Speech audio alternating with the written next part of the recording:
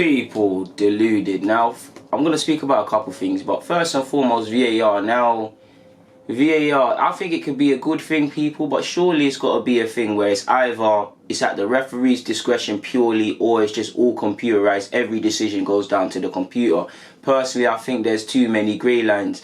Grey lines over the handball incidences, grey areas, sorry, not greyhounds, grey areas over the handball incidents. 1 minute everything is a handball, second minute referee's discretion, clear and obvious fouls and obviously moments in games. 1 minute that's down to the referee's discretion. 1 minute the VAR people will tell him. 1 minute they won't get involved if they don't deem it clear and obvious. I mean, surely the whole point of VAR was that the fact that humans miss stuff by natural human error, to highlight them. You look at Tammy Abraham's penalty. Personally, I don't believe that's a penalty. I do think there's a tiny bit of contact and whatnot. Surely someone's got to say in his headphones, yo, listen, you might want to look at this several times again and again, or something like that. I mean, her headphones, sorry, because it was a female referee, and I think that was a landmark moment. So congratulations to her and trying to doing her bit to break down barriers. But I just think there's too many grey areas around VAR, people, man.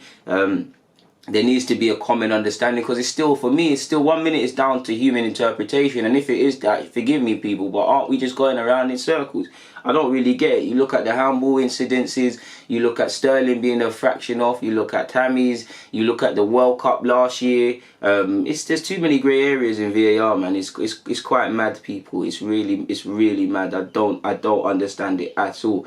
But moving on the Arsenal front, people. You've heard Xhaka is injured. Allegedly, Xhaka is injured, which is a bit of a concern, obviously, people, because we want to know who is obviously fit and able to play against who are we playing against? Burnley. Xhaka, of course, I don't believe he should be in the squad week in, week out, but he's our captain, allegedly. Emre deems that he's offered him something for his first season. Wenger played him a lot. He offers something. I personally don't feel he should be in the squad consistently, but he's there. So if we miss one of our players, or Emre deems him a key player, it could be a blow. He's got bruising to his lower back and leg. He's being assessed ahead of Saturday, tomorrow. From what we heard, pardon me, on Arsenal.com, you heard that Xhaka didn't train as such. He did his little thing, his rehabilitation thing with Kieran Tierney and the rest of the players that are nursing, niggling injuries and whatnot. So we'll see in regards to Xhaka. My guess is he will play against Burnley. I think Xhaka's quite a tough lad and I think he'll be okay. But obviously I'm not a physio and I actually don't know. So that is touch and go is the best way to describe it. Bellerin's aiming for to participate in full training by October. Hopefully within the same month he gets some 23 games or minutes under his belt. Potentially, you'd imagine the time he comes back, he'll play a couple of games for the 23s, maybe a couple Europa League games, and then he'll gradually be eased in and be back. The same goes for Holding. He's now participating in full training, as you know, and he's continuing his on-field rehabilitation. So Holding's getting there. Hopefully he's back very soon. Hopefully he's back in early September, or whenever the international break happens, minimum. Mavorpanos is sad, but he continues to have further assessments and treatment, and he's aiming to participate in full training by October. It'll be another season, well, another few months dogged by injuries, and when you collectively add up all the times he's been injured, he's been robbed of a significant amount of football. There's talk of other centre-halves coming into the club. There's obviously other young centre-halves. I do believe in Mavorpanos, but he runs the risk of becoming out of sight, out of mind, and a forgotten man. I say that, but remember Emre name dropped him when he came to the club. He said Maitland-Niles, he said Mavorpanos.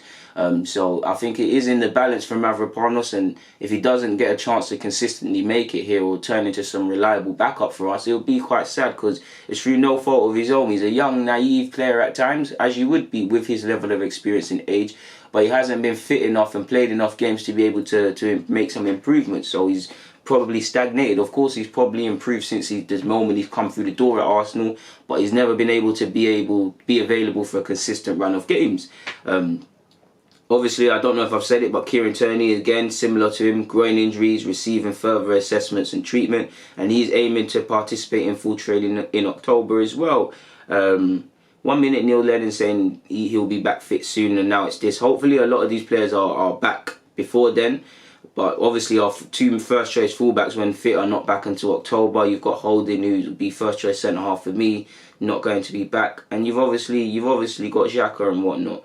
It's nice to see Ozil and Kolasinac will be involved against Burnley, allegedly people in some capacity. Whether they start on the bench or they start outright is another thing and another decision Emre will have to make. So I'm optimistic on their front. You have seen Ozil to DC United come back and rear its head again, people. So I'm gonna load this one up for you. Oh, I can't load it up as a sponsorship one, but it said. Apparently, Ozil's agent has met with DC United executives Jason Louvain and Sam Porter. He met with them on Wednesday to discuss the possibility of Ozil jumping to the MLS from the Premier League as early as next year, according to sources. Now, again, when you look at the whole, Ozil loves London. Obviously, he wouldn't have signed a big deal on top of the money at Arsenal, but maybe because of the ongoing safety concerns, he will look to or deem it sensible to probably move and go to America. He likes America. I think he said he'd be open to playing there one day in the future. So we'll see how that one goes. Where is my other one, people? There was something else I wanted to speak to you lot about.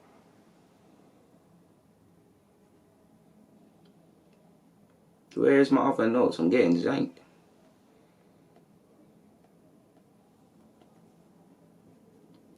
Sorry, people, for the delay, man.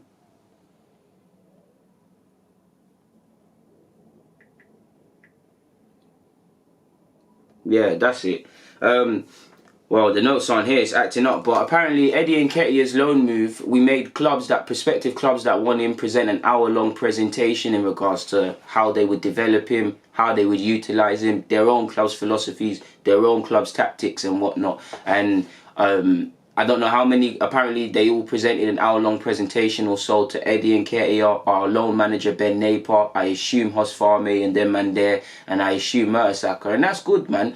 I feel first and foremost, if we keep it 100 people, Arsenal and loan spells haven't really been a success in the last few years. Like, there's not many players you can say have gone on loan and come back and pushed the first team. You can say Nelson, of course, now, but there's not, and obviously Wilshere, but not too many of our players necessarily have good loan spells at times through no fault of their own. They obviously do, but through no fault of their own. Whether we're picking the best loan places, whether we're picking the best philosophies is another thing. I could have told you as an honest football fan that Gnabry to West Bromwich Albion was a disaster waiting to happen, for example. So obviously, if we're making clubs pitch their ideas and their philosophies and how they'll utilise a man, and we're looking to go down this route of them presenting almost like Dragon's Den, I believe that's what The Athletic said, which had the article, that's good for us. It boosts our chances of success of a player, because the ultimate goal for going out on loan is to get improvements, to improve as a player, to get experience, and either to come back a better player to push into the first team or increase your standing within football. Either way, the one theme I've just said is development. So we have better chance of developing players, and it's nice to see there's more of a coordinated push and effort with Ben Napier, Loans Academy manager, and all of these sort of things, people. And I think we've made good moves to the loan spells. I don't know if this has happened with any other players other than Eddie, but part of me believes there is, because we've done good business in the first team environment in terms of that, but when it came to the loan signings, loan departures, it seemed to be like clockwork. Like, you had Tutu, you had Ballard, you had Shave, you had however many other players have gone out on loan so far. It was very good, and I think that's good to see. Like, again, I don't know the clubs that wanted Eddie, but Bristol, for example, for the last year have been onto him. Couple teams in Germany, couple teams are excluding Leeds in the Championship. So if they've really got to present their tactics and whatnot, that's a good thing, man. And I believe it will be good for him to obviously play there, people, because he's playing under Marco Bielsa, who's an extremely experienced coach. Many managers in the game use him as a reference point. He's very demanding. He's incredibly smart when it comes tactically. So the year he can get of education within that environment, on top of playing for a big club like Leeds in a competitive league where they want to get promoted, it can only help Eddie, man. For me, what I would like to see come back from Eddie is 15, 20 goals, some consistency, more bravado, and just more self-belief, because I do think he has incredible self-belief, and a lot of that is probably due to the pre-season. But I've seen at times he's probably fought too much or tried too hard. I did see a bit of that in pre-season, more so against Blackpool. So I want him to come back and have a good opportunity of making it here, because he's 20, turning 21. I want to say time is running out, but he's not a young player anymore. And it'll be interesting what happens with him next season, because on one hand, if you score 15, 20 goals and you have a great season, you should get chances at Arsenal, but that's great. But on the other hand, you've got to go do that again, either in the Championship or in the top league, because there's always going to be question marks. Similar to Benatia, to Jeffrey Adley, to a lot of these players who, once they get a taste of first team football, B-League, they don't want to go back. I would love to see what happens with him next season. Is he going to be used under Emre as a backup striker or seen as a genuine starting option? If not, we'd probably have to look at a loan or a permanent signing and permanent sale if he's not going to honestly make it here, people. So I'm keen to see what happens, man. And obviously, I believe you've got Tyrese John-Jules, who, if he doesn't get chances, we should look to loan him out in January. You've obviously got him. You've got a couple of other you've got Medley, you probably got out on loan in January. You've got a couple players that are ready to take the next step and whatnot. If we can find clubs where they'll have a better chance of success, or that better fits our philosophies or what we want to do with players, that's obviously good for us, man. And it's nice to see. For me, it increases the likelihood of more successful loan spells, because you look at Chelsea's a different beast to us, but you can name Reece James, Tammy Abraham, Loftus-Cheek to a degree. I say to a degree because I know he had a loan in the Premiership. I don't know about the Championship, etc., etc. We can't say there's been too many players you look at Arsenal that have gone to the Championship, League One or whatever on loan and smashed it of sorts, people, or come back and been have a chance to get at people. And I think that's where we need to play catch up, and a big part of that is obviously picking the right temporary homes for our players and philosophy on top of philosophies and all of these sort of things. But for now, I've got nothing more to add. I'm going to get out of your hair. So people, stay safe. Deluded, thank you for watching and rocking each and every time. Thank you.